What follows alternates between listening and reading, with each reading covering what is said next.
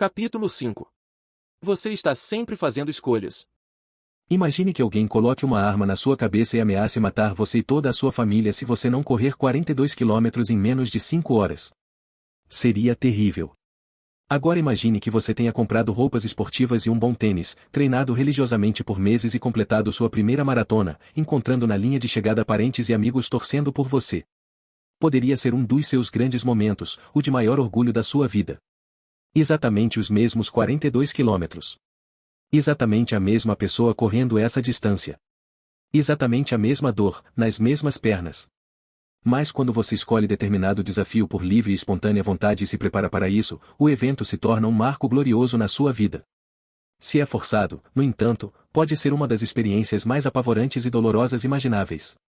Muitas vezes, a única diferença entre um evento doloroso e um poderoso é a sensação de que escolhemos passar por aquilo, de que somos responsáveis pelo nosso destino. Se você está infeliz na situação atual, é provável que tenha a sensação de que o problema está, ao menos em parte, fora de controle, de que você não tem como resolvê-lo, de que aquilo lhe foi imposto, sem possibilidade de escolha. Quando acreditamos ter escolhido nossos problemas, nos sentimos empoderados. O oposto acontece quando achamos que eles nos foram impostos e nos sentimos vitimados e infelizes. A escolha. William James tinha problemas. Problemas sérios. Embora pertencesse a uma família rica e importante, desde o nascimento William enfrentava complicações de saúde que ameaçavam sua sobrevivência, um problema oftalmológico que o deixou temporariamente cego na infância, um terrível mal digestivo que lhe causava vômitos constantes e o forçou a adotar uma dieta absurdamente específica, deficiências auditivas, espasmos tão violentos nas costas que passava dias sem conseguir se levantar ou mesmo se sentar. Em virtude da saúde frágil, William James passava a maior parte do tempo em casa.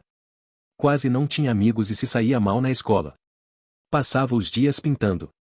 A arte era a única atividade que lhe agradava e também a única em que se considerava bom. Infelizmente, só ele achava isso. Ninguém comprava seu trabalho, mesmo quando William já chegará à idade adulta. Com o passar dos anos, seu pai, um empresário rico, começou a ridicularizá-lo pela preguiça e a falta de habilidades. Enquanto isso, o irmão mais novo, Henry James, se tornou um escritor reconhecido mundialmente. A irmã, Alice James, também construiu uma boa carreira como escritora. William era o esquisitão da família, a ovelha negra. Numa tentativa desesperada de salvar o futuro do jovem, o pai de William acionou seus contatos para conseguir uma vaga na Faculdade de Medicina de Harvard. Era sua última chance, alertou o pai. Se ele estragasse tudo, não haveria mais esperança. Mas William nunca se sentiu em casa nem em paz na Universidade de Harvard. A medicina não o atraía. Passava o tempo todo se sentindo uma fraude. Afinal, se não conseguia superar os próprios problemas de saúde, como poderia esperar ter energia para ajudar na saúde alheia? Certo dia, depois de visitar uma unidade psiquiátrica, William escreveu em seu diário que sentia ter mais em comum com os pacientes do que com os médicos. Alguns anos depois, novamente para a decepção do pai, William abandonou a faculdade. Mas, em vez de lidar com o peso da ira paterna, decidiu fugir e juntou-se a uma expedição antropológica para a Amazônia. Isso foi na década de 1860, quando a viagem transcontinental era difícil e perigosa. Se você jogou Oregon Trail no computador quando era criança, imagine a coisa mais ou menos daquele jeito, com disenteria, bois se afogando e tudo mais. Bem, apesar de tudo, William chegou à Amazônia, onde começaria a verdadeira aventura. Por incrível que pareça, sua saúde frágil suportou o trajeto, mas, logo no primeiro dia da expedição, William contraiu varíola e quase morreu ali mesmo, na floresta. Foi quando os espasmos nas costas retornaram, tão dolorosos que o impediam de andar. Ou seja, estava magro e desnutrido por causa da varíola, imobilizado pelo problema nas costas e abandonado em plena floresta tropical. O restante da expedição seguirá sem ele, sem ter como voltar. Ele provavelmente não resistiria à jornada de meses naquele estado. James acabou dando um jeito de voltar para Nova Inglaterra, onde foi recebido por um pai decepcionado, mais do que antes. A essa altura, já não era mais tão jovem, tinha quase 30 anos, ainda estava desempregado, tinha fracassado em tudo que tentara realizar e estava preso a um corpo pouco confiável que não tinha muitas chances de melhorar. Apesar das vantagens e oportunidades que tivera na vida, tudo dera errado. As únicas constantes pareciam ser o sofrimento e a decepção. William James caiu em depressão profunda e começou a pensar em suicídio. Certa noite, enquanto lia um texto do filósofo Charles Pay, William decidiu fazer um pequeno experimento. No diário, escreveu que passaria um ano acreditando ser 100% responsável por tudo que ocorria em sua vida, fosse o que fosse. Durante esse período, ele faria tudo o que estivesse ao alcance para mudar sua situação, mesmo que as chances de dar certo parecessem nulas. Se nada melhorasse naquele ano, ficaria claro que ele realmente era impotente diante das circunstâncias da vida, e, diante disso, William James se mataria. O resultado? William James se tornou o pai da psicologia norte-americana. Sua obra foi traduzida para uma cacetada de idiomas, e ele é considerado um dos intelectuais e filósofos e psicólogos mais influentes de sua geração. Posteriormente, ele se tornou professor de Harvard e cruzou Estados Unidos e Europa dando palestras. Casou-se e teve 5 filhos, um dos quais, Henry, foi um famoso biógrafo e ganhou o prêmio Pulitzer. William James chegou a se referir ao pequeno experimento como seu renascimento, a causa de tudo que conquistara na vida. Existe uma percepção simples que permite todo tipo de melhora e crescimento pessoal, a de que nós, individualmente, somos responsáveis por nossa vida como um todo, sejam quais forem as circunstâncias externas. Nem sempre dá para controlar o que acontece conosco, mas sempre podemos definir nossa interpretação dos acontecimentos e nossa reação a eles. Tendo ou não essa consciência, sempre somos responsáveis pelo caminho que tomamos. É impossível não ser. Não interpretar conscientemente os acontecimentos já é uma interpretação. Não reagir aos acontecimentos já é uma reação. Mesmo que você seja atropelado por uma carrocinha de pipoca e um monte de crianças ria da sua cara, ainda é sua responsabilidade interpretar o significado disso e escolher como reagir. Gostemos disso ou não, estamos sempre assumindo um papel ativo no que acontece conosco e dentro de nós. Estamos sempre atribuindo significados a momentos e eventos. Sempre escolhemos ou reafirmamos os valores que norteiam nossos atos e os parâmetros segundo os quais avaliamos tudo o que nos acontece. Muitas das circunstâncias dependem unicamente do parâmetro de avaliação, não sendo intrinsecamente boas ou ruins. A questão é, estamos escolhendo sempre, de modo consciente ou não? Sempre. Isso tem íntima relação com o fato de que é impossível não se importar com coisa alguma. Mesmo. Não se importar com nada ainda é se importar com alguma coisa. A pergunta que nos cabe fazer é, eu escolho me importar com o quê? Escolho basear minhas ações em quais valores? Escolho avaliar minha vida segundo quais parâmetros? E será que escolhi parâmetros bons? Bons parâmetros e bons valores? A falácia da responsabilidade e da culpa. Anos atrás, quando eu era bem mais jovem e bem mais idiota, publiquei um post no meu blog que se encerrava mais ou menos assim: é como disse um grande filósofo, com grandes poderes, vem grandes responsabilidades. Achei que soava legal, marcante. Embora eu não conseguisse lembrar quem era o autor da frase e minha pesquisa no Google tivesse sido infrutífera, postei mesmo assim. A frase era perfeita para o post. Uns 10 minutos depois chegou o primeiro comentário: acho que esse grande filósofo é o tio Ben, do Homem-Aranha. Como disse outro grande filósofo, putz. Com grandes poderes, vem grandes responsabilidades. São as últimas palavras de tio Ben, logo antes de morrer pelas mãos de um bandido que Peter Parker deixa escapar. Ben morre, caído no meio da rua cheia de gente passando para lá e para cá, sem a menor razão de ser. Ben, o grande filósofo. Todo mundo já ouviu essa frase. Ela é muito repetida, em geral com ironia, depois de umas 7 cervejas. Uma daquelas citações perfeitas que parece muito inteligente, mas que basicamente só está dizendo algo que você já sabe, mesmo que nunca tenha pensado no assunto. Com grandes poderes, vem grandes responsabilidades. É verdade. Mas existe uma versão melhor dessa frase, uma que é realmente profunda. Basta trocar os substantivos de lugar: com grandes responsabilidades, vem grandes poderes. À medida que assumimos a responsabilidade por nossa vida, mais poder adquirimos para mudá-la. Assim, aceitar-se responsável é o primeiro passo para resolver seus problemas. Um conhecido meu estava convencido de que não arranjava namorada porque era baixo demais. O cara era culto, interessante e bonito, um bom partido, em teoria, mas estava resolutamente convencido de que era desprezado pelas mulheres por ser muito pequeno. E como ele se julgava baixo demais, não saía muito. Nas poucas vezes que criava coragem e conversava com alguém, ficava atento aos menores indícios de rejeição à sua aparência física e depois se convencia de que a mulher em questão não tinha gostado dele. Como é de se imaginar, a vida amorosa do cara era um marasmo. O que esse sujeito não percebia era que ele tinha escolhido o valor que o prejudicava, a altura. Na cabeça dele, ser alto era imprescindível para impressionar as mulheres. Não tinha jeito, dele estava ferrado.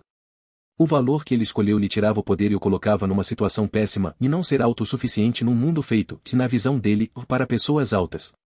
Ele poderia ter adotado valores muito melhores para guiar sua vida amorosa. Só vou sair com mulheres que gostem de mim como eu sou ou seria um bom ponto de partida, pois se baseia em valores como honestidade e aceitação. Mas ele preferiu outro caminho. Provavelmente nem percebia que estava escolhendo um valor, não sabia sequer que podia escolher. Mesmo sem perceber, ele era responsável pelos próprios problemas. Mesmo assim, continuava a reclamar, mas eu não tenho escolha, dizia ao barman. Não tem nada que eu possa fazer.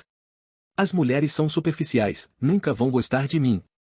Sim, se um cara de pensamento limitado, mergulhado na autopiedade e que age de acordo com valores de merda sofre rejeição, é culpa de todas as mulheres. Óbvio. Muita gente hesita em assumir a responsabilidade por seus problemas porque acredita que ser responsável por eles é ser também culpado. Em nossa cultura, responsabilidade e culpa costumam caminhar juntas, embora não sejam sinônimos. Se eu bato no seu carro, não só tenho culpa como sou legalmente responsável por compensá-lo de alguma forma. Não importa se foi um acidente, continuo sendo responsável pelas consequências. É assim que a culpa funciona hoje em dia, e fez merda, então conserta. E é assim que deve ser. Ao mesmo tempo, existem problemas que são de nossa responsabilidade mesmo que a culpa não seja nossa. Por exemplo, um dia você acorda e encontra um bebê recém-nascido na sua porta. Não é culpa sua que ele tenha sido colocado ali, mas o bebê passa a ser de sua responsabilidade. Você precisa escolher o que fazer, e qualquer escolha que fizer, se adotar o bebê, se livrar dele, ignorá-lo, mandá-lo pegar um táxi para casa. Vai gerar problemas, pelos quais você também será responsável. Os juízes não escolhem o que julgar. Quando um caso vai ao tribunal, o juiz não cometeu o crime, não o testemunhou nem foi vítima, mas é responsável pelo crime. Esse juiz precisa escolher as consequências daquele ato ou deve identificar o parâmetro apropriado para avaliá-lo e garantir que a avaliação seja consistente. O tempo todo somos responsabilizados por atos dos quais não temos culpa. É a vida. Eis uma forma simples de diferenciar mais claramente os dois conceitos: culpa é passado, responsabilidade é presente. A culpa aponta para escolhas já feitas, enquanto a responsabilidade aponta para escolhas sendo feitas agora, a cada segundo de cada dia. Você está escolhendo ler isto. Está escolhendo pensar sobre os conceitos. Está escolhendo adotá-los ou não. Pode ser culpa minha se você achar essas ideias ridículas, mas você é responsável pelas suas conclusões. Não é culpa sua eu ter escolhido escrever esta frase, mas cabe a você a responsabilidade por escolher lê-la, ou não. Existe uma diferença entre culpar alguém pela sua situação e esse alguém ser realmente responsável por aquilo. Ninguém além de você é responsável pela sua situação. Muita gente pode ser culpada pela sua infelicidade, mas ninguém além de você será responsável por isso. É você quem escolhe como ver o que vive, como reagir aos acontecimentos e avaliá-los. É sempre você quem escolhe o parâmetro a seguir ao avaliar suas experiências de vida. Minha primeira namorada me deu um pé na bunda espetacular, ela estava me traindo com um professor. Foi incrível. E por incrível quero dizer que senti como se estivesse levando uns 253 socos no estômago. Resolvi confrontá-la, mas isso só piorou tudo, porque ela imediatamente me trocou pelo professor. 3 anos de relacionamento foram pelo ralo, assim, sem mais nem menos. Passei meses infeliz, naturalmente, e a responsabilizei por minha infelicidade. O que não me levou muito longe. Pelo contrário, só me deixou ainda mais infeliz. Porque eu não tinha controle sobre ela, sabe? Por mais que eu telefonasse, gritasse, implorasse para voltar, aparecesse de surpresa na casa dela e fizesse outras coisas típicas de ex-namorados irracionais, eu jamais conseguiria controlar as emoções e atitudes dela. No fim das contas, ainda que minha ex fosse culpada por eu me sentir um lixo, ela nunca foi responsável por isso. O responsável era eu. Em certo ponto, depois de lágrimas e álcool suficientes, meu raciocínio começou a mudar e entendi que, embora ela tivesse feito algo horrível comigo e fosse culpada por isso, agora era responsabilidade minha ser feliz de novo. Ela nunca ia voltar e consertar minha vida. Isso caberia a mim. Algumas coisas aconteceram a partir do momento em que adotei esse pensamento. Primeiro, comecei a melhorar. Voltei a malhar e a ter contato com os amigos que eu vinha negligenciando. Tentei conhecer gente nova. Fiz uma longa viagem ao exterior e me engajei em trabalho voluntário. Aos poucos, fui me sentindo melhor. Eu ainda me ressentia pelo que minha ex tinha feito, mas pelo menos estava assumindo a responsabilidade pelas minhas emoções. Isto é, estava escolhendo valores melhores, com o propósito de me cuidar e de aprender a me sentir melhor comigo mesmo, não apenas de consertar o que ela tinha estragado. Aliás, essa baboseira de eu considerá-la responsável pelas minhas emoções só deve ter sido parte do que a levou a me largar. Daqui a alguns capítulos falarei mais sobre isso. Cerca de um ano depois, começou a acontecer uma coisa engraçada. Quando eu relembrava nosso relacionamento, notava problemas que nunca tinha percebido, problemas que eram culpa minha, que eu poderia ter resolvido. Percebi que talvez eu não tivesse sido um namorado muito sensacional e que ninguém trai o outro do nada, que para isso é preciso estar infeliz por algum motivo. Não estou dizendo que isso redime minha ex. Nem pensar. É só que reconhecer meus erros me ajudou a perceber que talvez eu não fosse a vítima inocente que acreditava ser. Desempenhei um papel ao permitir que um relacionamento problemático durasse tanto tempo. Afinal, casais geralmente têm valores parecidos. E, se namorei alguém com valores deturpados por tanto tempo, o que isso dizia sobre mim e meus valores? Aprendi do pior jeito possível. Que se as pessoas com quem você se relaciona são egoístas e prejudicam outras pessoas, é provável que você também seja assim, mesmo que não saiba disso. Ao avaliar o passado, vi sinais de alerta na personalidade da minha ex, sinais que na época escolhi ignorar ou deixar pra lá. E isso foi culpa minha. Percebi também que eu não tinha sido o melhor namorado do mundo. Na verdade, muitas vezes eu era frio e arrogante com ela, outras vezes, não a valorizava, a ignorava e a magoava. Essas falhas também foram culpa minha. Meus erros justificaram o dela? Não. No entanto, mesmo assim assumi a responsabilidade de nunca mais cometê-los e de nunca mais negligenciar os mesmos sinais. Tudo isso na esperança de nunca mais sofrer as mesmas consequências. Assumi a responsabilidade de me esforçar para tornar meus futuros relacionamentos românticos muito melhores. E fico feliz em informar que consegui. Nunca mais fui traído, nunca mais levei os 253 socos no estômago. Assumi a responsabilidade pelos meus problemas e os mantive em mente para melhorar nesses aspectos. Assumi a responsabilidade pelo meu papel naquele relacionamento e busquei melhorar nos posteriores. E, quer saber? Esse pé na bunda, embora tenha sido uma das experiências mais dolorosas pela qual passei, foi também uma das mais importantes e impactantes da minha vida. Acho que inspirou muito crescimento pessoal. Esse único problema me ensinou mais do que muitas vitórias. Todo mundo adora assumir a responsabilidade por tudo de bom e feliz que acontece. Muitas vezes tem até briga por esse crédito. No entanto, assumir a responsabilidade pelos nossos problemas é muito mais importante, porque é daí que vem o verdadeiro aprendizado. É daí que vem o progresso. Culpar os outros é apenas escolher sofrer. Reagindo à tragédia. E quanto aos eventos realmente trágicos? Muita gente pode assumir a responsabilidade por problemas relacionados ao trabalho e talvez por ver TV demais quando deveria estar brincando com os filhos ou sendo produtiva, mas quando o assunto são tragédias, a reação automática é puxar a cordinha de emergência no trem da responsabilidade e saltar logo que ele para.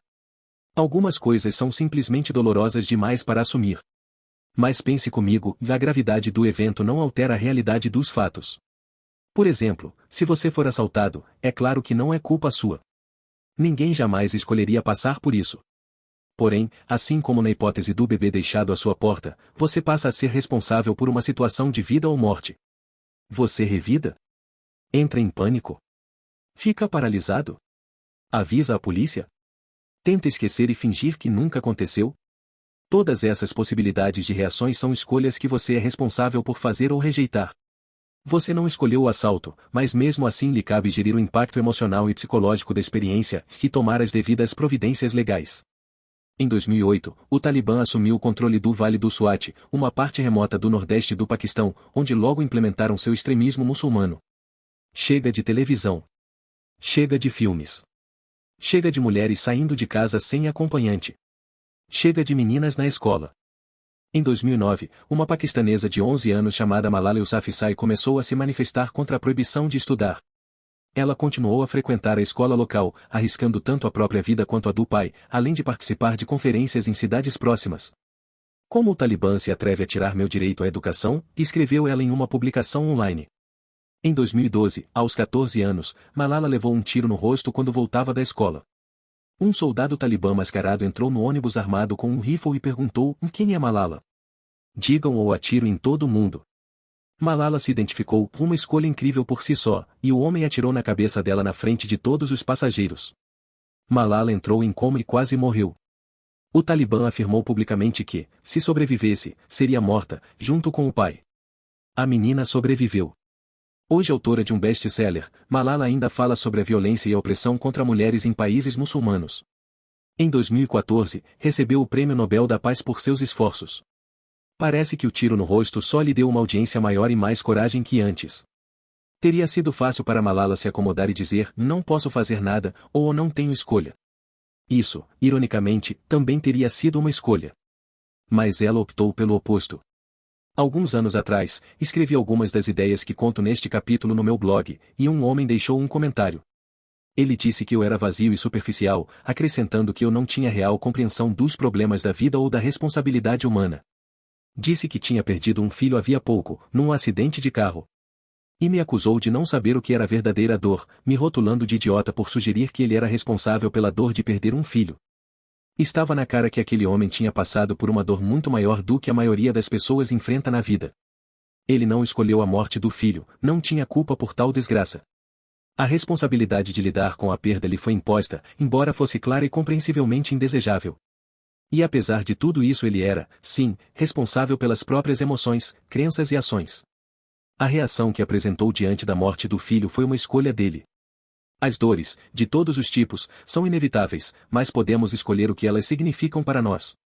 Alegar que não tinha escolha e que só queria o filho de volta é, por si só, uma escolha, uma entre as muitas formas possíveis de lidar com esse tipo de dor. É claro que eu não disse nada disso a ele. Estava ocupado demais ficando horrorizado e pensando que talvez eu realmente não tivesse autoridade nem conhecimento para tal discurso. É um dos riscos desse tipo de trabalho. Um problema que eu escolhi, e um que era minha responsabilidade resolver. No início, eu me senti muito mal. Depois de alguns minutos, comecei a ficar zangado. As objeções dele tinham pouco a ver com o que eu estava dizendo, me tranquilizei. Além do mais, como assim? Não é porque não perdi um filho que eu também não tenha sofrido muito nessa vida. Então, usei meu próprio conselho e escolhi qual seria meu problema. Eu podia ficar bravo com aquele homem e discutir com ele, tentar comparar a dor dele com as minhas, mas isso só nos tornaria idiotas insensíveis. Ou podia escolher um problema melhor e praticar a paciência, ser mais compreensivo com meus leitores e ter aquele homem em mente sempre que escrevesse sobre dor e trauma a partir de então. E foi o que tentei fazer.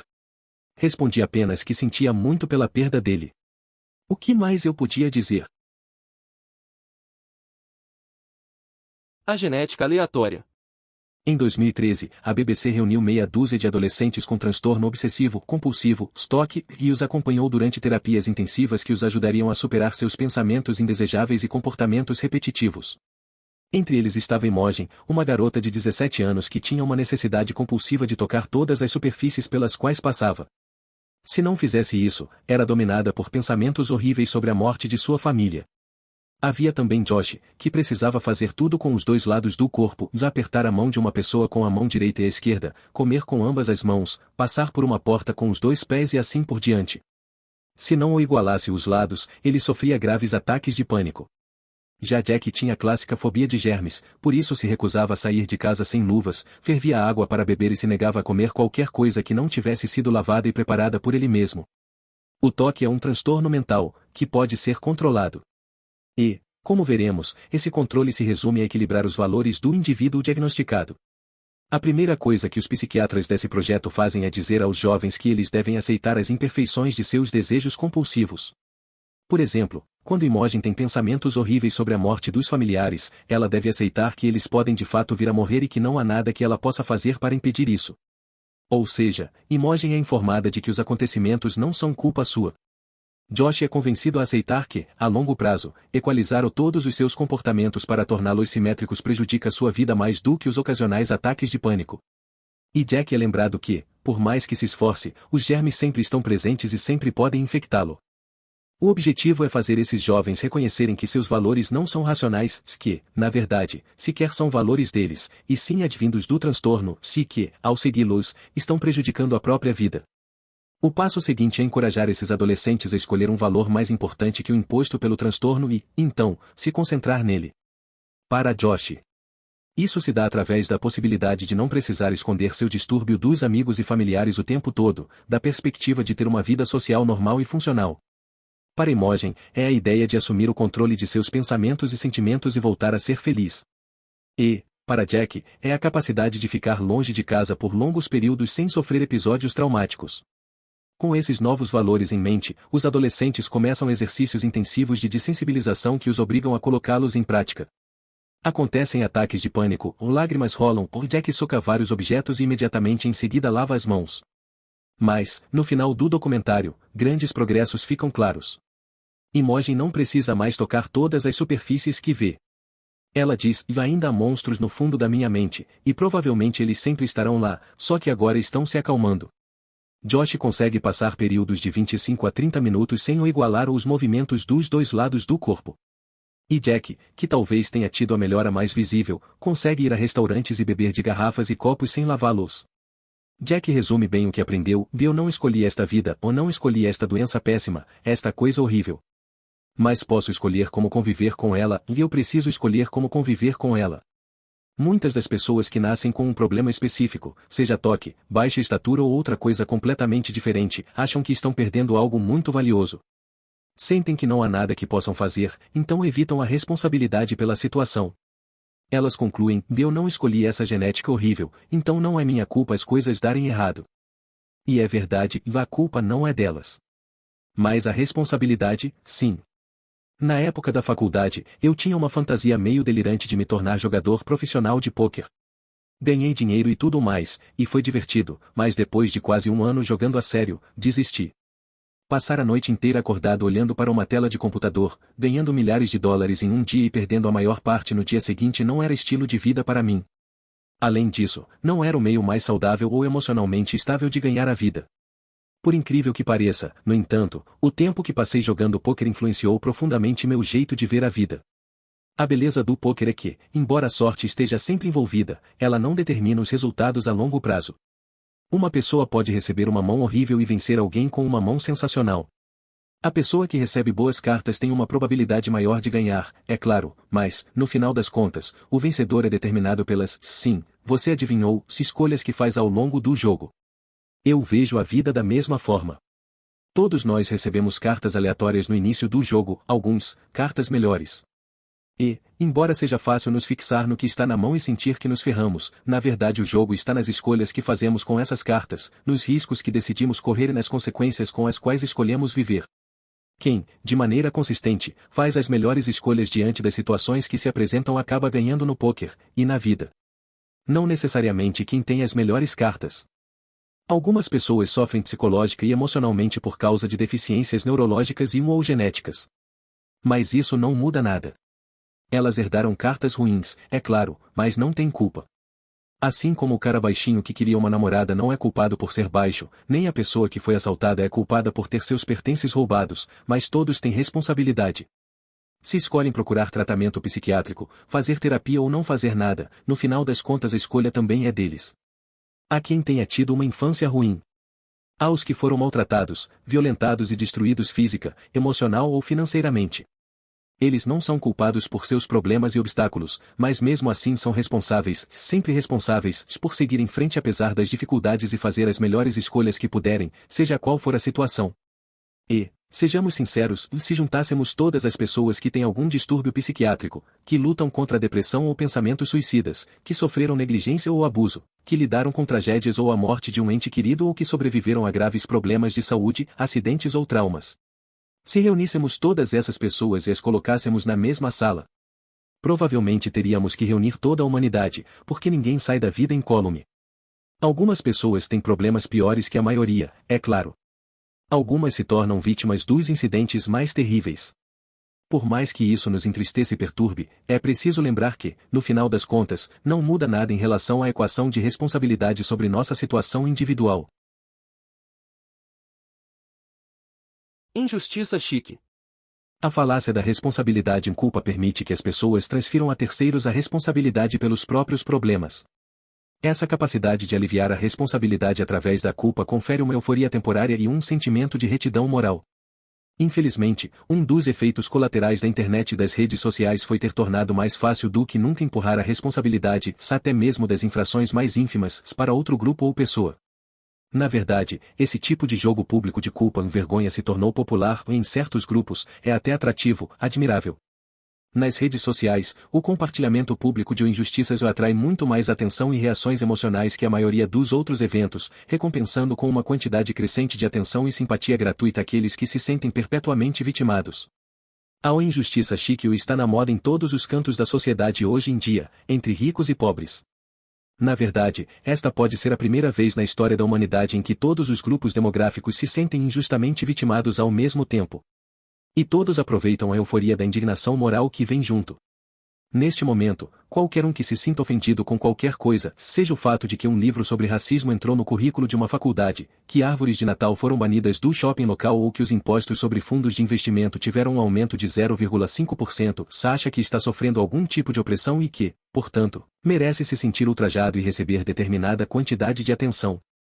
O atual ambiente da mídia tanto encoraja quanto perpetua essas reações, porque, no final das contas, dá lucro. O escritor e comentarista Ryan Holiday se refere a isso como a pornografia do ultraje, ou em vez de reportar histórias e problemas reais, a mídia acha muito mais fácil e lucrativo encontrar algo levemente ofensivo, transmitir o caso para uma ampla audiência, criar a sensação de ultraje e depois transmiti-la de um jeito que também cause ultraje a outra parcela da população.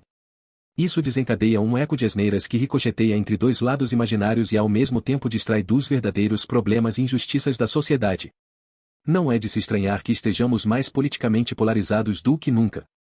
O maior problema da injustiça chique é desviar a atenção das vítimas reais.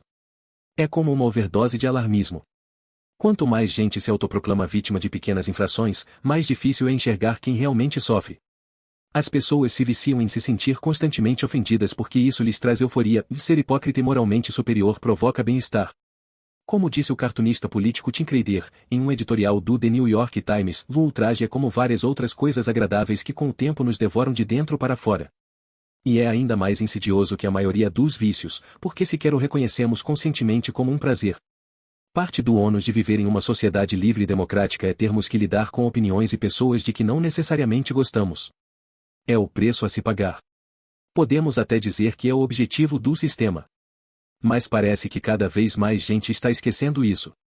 Devemos escolher nossas batalhas com cuidado, ao mesmo tempo em que tentamos simpatizar um pouco com o suposto inimigo. Devemos encarar as notícias e a mídia com uma dose saudável de ceticismo e evitar ideias preconcebidas sobre os que não concordam conosco. Devemos priorizar valores como honestidade, fomento à transparência e a aceitação da dúvida em vez da necessidade de estar sempre certo, de se sentir bem e se vingar. Os três primeiros valores são o democráticos e mais difíceis de manter em meio ao ruído constante de um mundo conectado, mas nem por isso devemos negligenciar nossa responsabilidade de cultivá-los. A estabilidade do sistema político talvez dependa disso. Não existe caminho. Muitas pessoas podem ler tudo isso e dizer, ok, mas como? Eu entendo que os meus valores são uma porcaria, que evito a responsabilidade pelos meus problemas e que sou um merdinho arrogante que acha que o mundo gira em torno de mim e de todas as inconveniências que passo, mas qual é o caminho para mudar? E como resposta eu digo, fazendo minha melhor imitação de Yoda, mude, ou não existe caminho. Nós já escolhemos, a cada momento de cada dia, as coisas com as quais nos importamos. Então, para mudar, basta escolher nos importarmos com outras coisas. É simples assim. Só que não é fácil. Não é fácil porque no começo você vai se sentir um fracassado, uma fraude, um idiota. Vai ficar nervoso. Vai surtar. Talvez se irrite com sua esposa, seus amigos ou seu pai. Alterar seus valores e as coisas que considera importantes traz esse tipo de efeitos colaterais, que são inevitáveis. É simples, mas dificílimo. Vamos analisar alguns desses efeitos colaterais. Você vai se sentir inseguro, eu garanto. Devo mesmo desistir disso? Será que é o certo a fazer? Abrir mão de um valor no qual você se apoiou durante anos causará desorientação, como se você não soubesse mais diferenciar o certo do errado. É difícil, mas é normal. Em seguida, vai se sentir um fracassado. Tendo passado metade da vida se avaliando através do valor antigo, ao mudar suas prioridades e medidas, você não vai se reconhecer. Será como jogar fora algo no qual você confiava, e isso, invariavelmente, trará um sentimento de fraude ou desvalorização. Esse desconforto também é normal. E, sem dúvida, você vai enfrentar rejeições. Muitos dos relacionamentos da sua vida foram construídos em torno dos valores escrotos que você tinha, então, no momento em que abre mão deles, no momento em que decide que estudar É mais importante que se divertir, que se casar e ter uma família é mais importante do que fazer sexo sem compromisso, que ter um trabalho no qual você acredita é mais importante do que simplesmente ganhar dinheiro. Essa reviravolta reverbera em seus relacionamentos. Muitos deles acabam explodindo bem na sua cara. Isso também é normal. E também vai ser desconfortável. São efeitos colaterais necessários, embora dolorosos, de escolher se importar com outras coisas, coisas muito mais importantes e dignas da sua energia. À medida que for reavaliando seus valores, você enfrentará resistência interna e externa. E, sobretudo, vai se sentir inseguro e se perguntar se o que está fazendo é errado. Como veremos, isso é bom.